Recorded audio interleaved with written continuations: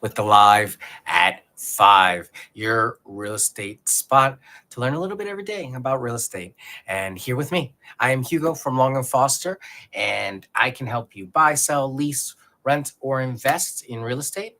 Licensed in Maryland, but I can help you all over the United States. So if you have any questions, feel free and reach out. My phone number, 240-389-4846. Email hugo at lnf.com. And my website, yourrealtorhugo.com. Guys, happy Saturday, the 9th. Thank you so much for tuning in. If you guys are seeing on Facebook, we're also live on YouTube. Go ahead and scan the QR code if you guys want to get in touch with me as well about real estate. If you guys have any questions, as always, feel free and leave your questions on the video wherever you see it. And yeah, I'm always here to help out and always have time for you guys. So today, a little bit busy again, thank goodness, but a lot of personal things that I had to take care of today. One of the kind of, I think, most touching things that I was allowed to be a part of today was um, the commemoration and confirmation ceremony for a group of new citizens to the United States. So that was really exciting. And it reminded me so much about what I do and why I do what I do.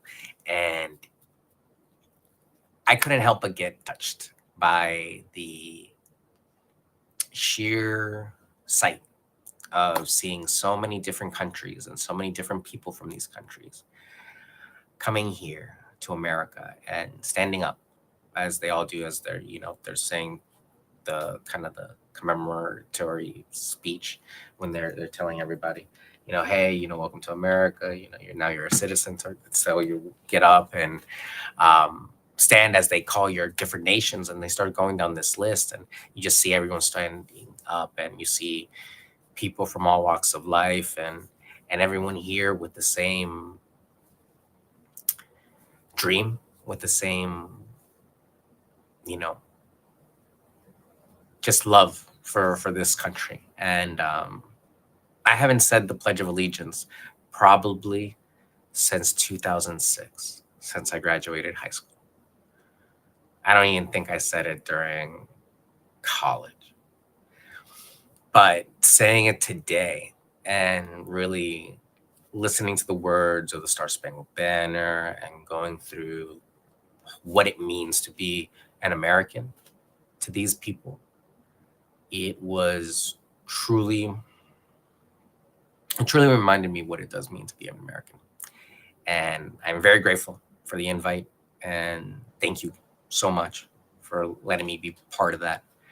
And yeah, I hope that everyone can share in the American dream a little bit more and make it their own. Because more than anything else, what I realized with these different people is that it was there was no rhyme or reason for why people were there. They're all from all different walks of life. The only common thing they had is that they all have a dream to become a citizen. And I just love it. Things like that really make me so proud to be an American and so honored to help the people in these communities. It makes my day great. So I don't want to, harp on that too long or get too sentimental about that. But I'm very sympathetic to the plight of the immigrant coming to this nation, because unfortunately there's a lot of immigrants that come here with a dream and nothing more. And sometimes, I've told people many a times that knowing English is not a barrier or shouldn't be a barrier to purchasing a home. And it's true. Knowing English shouldn't be. Tenacity, determination, ambition, those should be the things that drive you to be better and to set yourself apart, not just from your friends or from your family, but do it for yourself. Pride of ownership, ownership of self accountability, of your actions and the consequences of your actions. Ownership of self, just ownership in general. Once you really understand what ownership means in the grander sense of the term, it's really, it can change a lot of doors for you. And yeah, a ceremony like that really opens your eyes to the doors that open for someone that had nothing available or given to them. A lot of these immigrants come as asylum seekers. They come as people that are looking for an opportunity, a job. There are, of course, people that come and just do harm, but the people that I saw today all were working. All were, people that came to this country one way or another and did things, quote unquote, the right way. But at the end of the day, the same effects there. Everyone's now an American citizen, and they have just the same rights as someone that was born here. So it's one of the best things about this country is that America is everybody. And America is the melting pot. I remember back in the day growing up, we used to talk a lot about how America had a little bit of everybody. But seeing it today and seeing the different types of people that were in that room from all over the world, you know, it goes beyond just skin color and race. It's you really break down nation after nation after nation after nation and their own politics of why people come here. It's incredible. It's fascinating.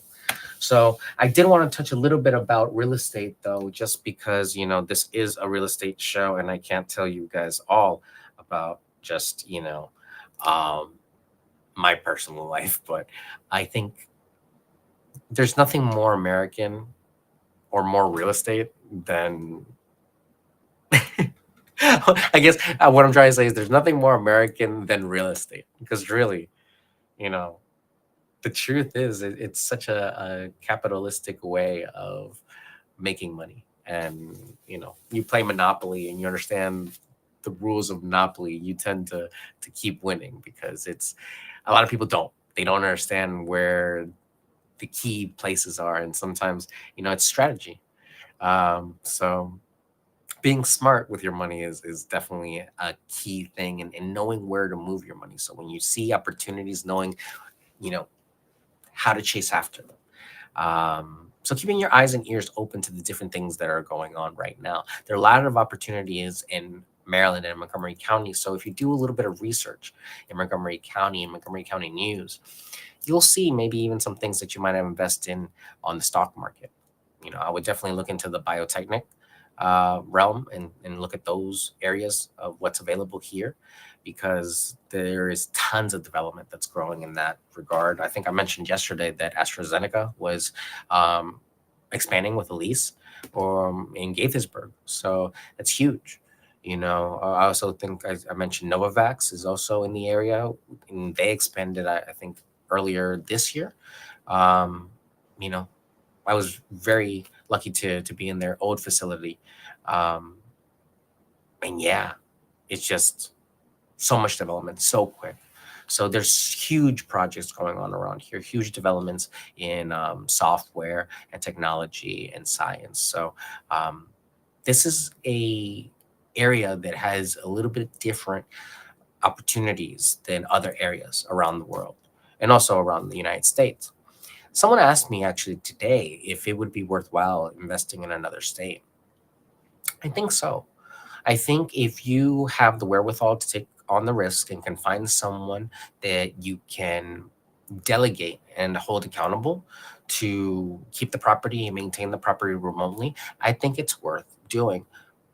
But high risk, high reward. You could really lose a property to someone that doesn't know what they're doing, or puts in bad people, or doesn't get paid on time. You have to vet and get reviews. But that's the easiest thing in the world now. Really, you just need to call around or see what prior work they've done. That's a quick Google search. But thinking about opportunities in other markets is good and is smart, and I encourage it. Again, I would ask that you don't jump into a market that you don't know anything about or haven't done any research on.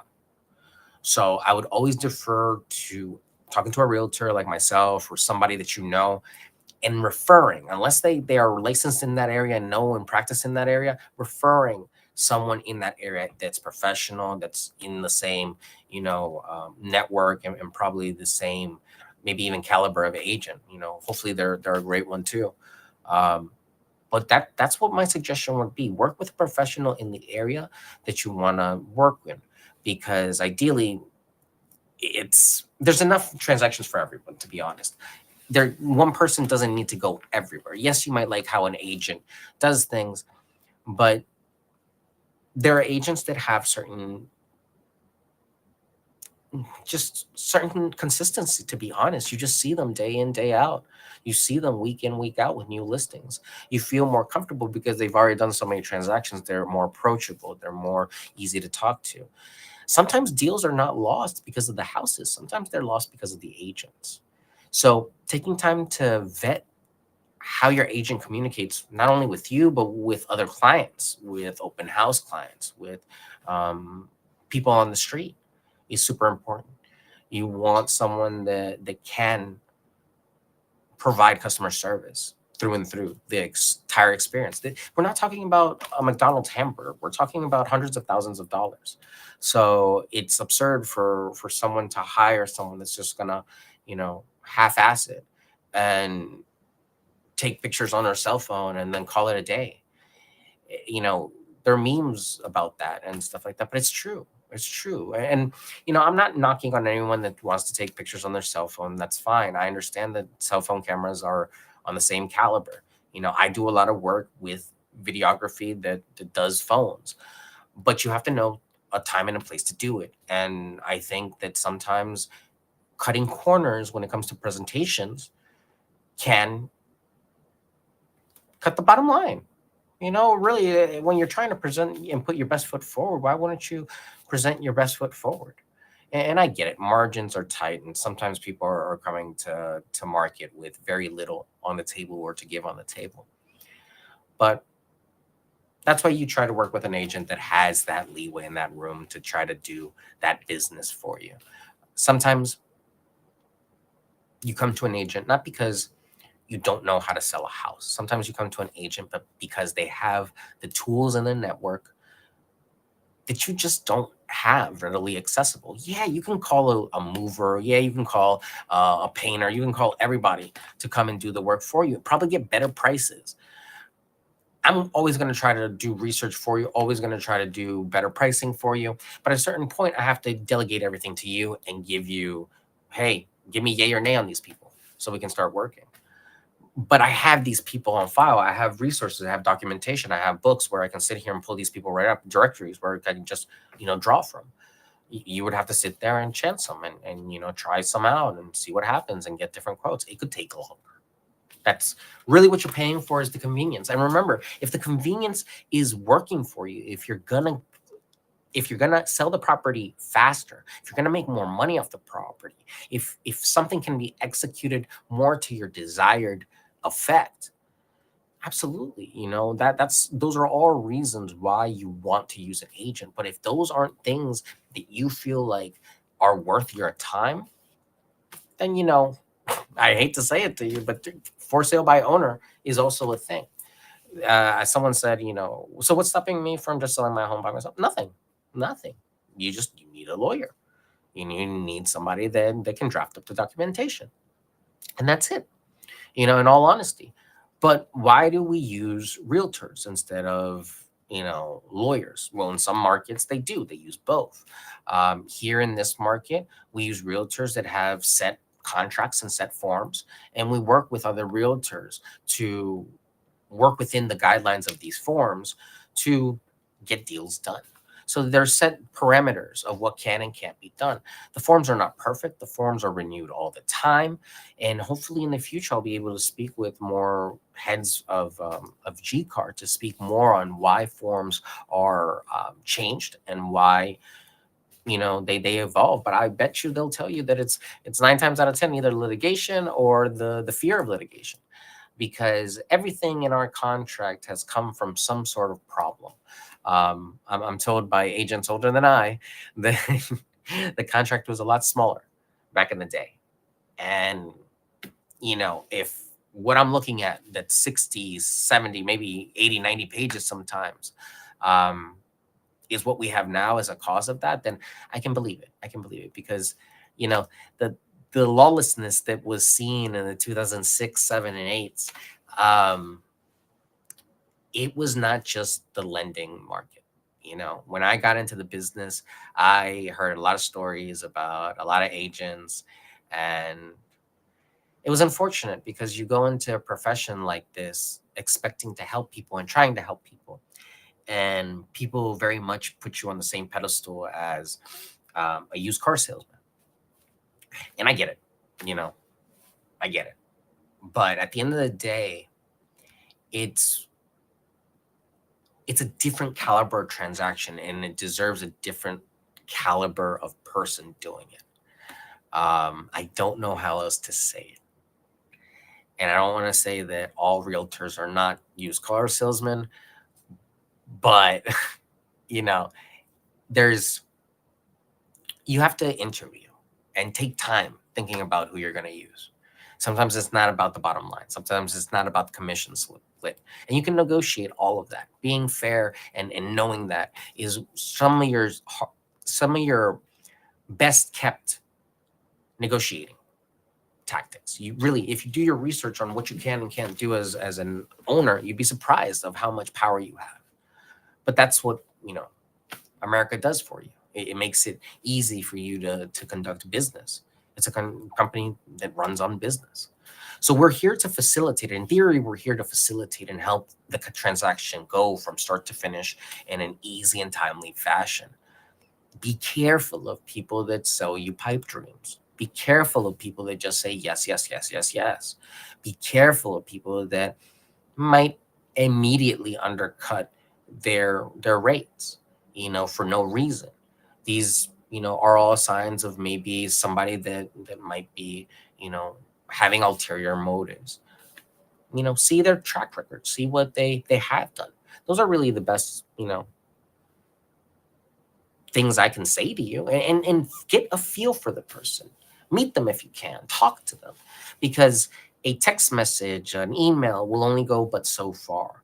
And even something like this, where you're, virtually hearing me and feeling me kind of work through these thoughts, you kind of get a better gist of who I am than someone that just reads a couple of text messages from me. Not to say that there's nothing wrong with that. I've done transactions completely virtually, thank goodness. And during COVID, that was what we did. I was very fortunate that I was skilled enough to be able to do that. And you just gotta know. You just gotta know the difference of when to use that type of person. And realtors are here to serve their clients. So if you're unhappy with your realtor's service and you think like, man, I should have done this or I should have done that, you're always entitled to, you usually have an agreement with a realtor. It's called a buyer agency, or tenant agency, depending on the case. And that's your agreement with that realtor. That's, kind of holding you guys in agreement that you guys are going to work together. So you're always allowed within reason, and there are usually stipulations in the contract that you have to know. And you have to abide by, usually in writing, usually in X amount of time. You have to let them know, hey, I don't want to do business with you anymore. It's okay, but there might be penalties, there might not. But just be aware of how your realtor works and what they ask of you.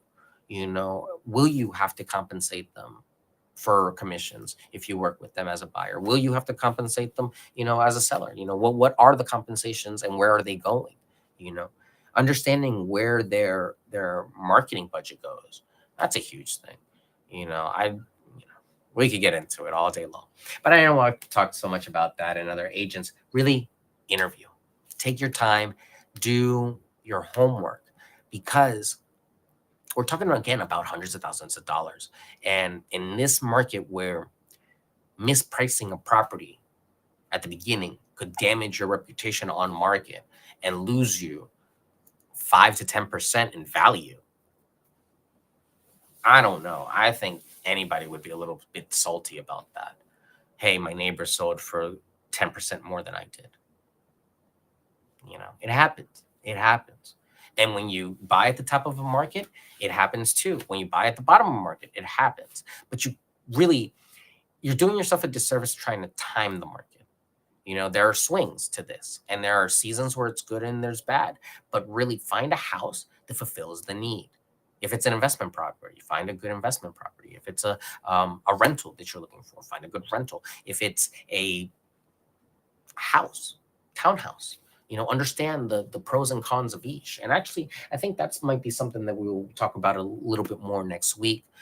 Is the differences between townhouses and houses. But yeah, just a very insightful day on what's been going on in America, and just in general. Just been thinking a lot about the American dream today.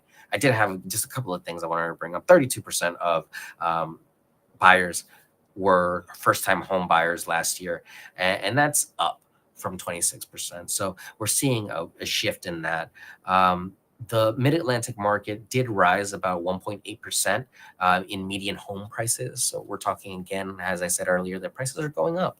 But that's going up because of demand. The average right now is 394,200. And yeah,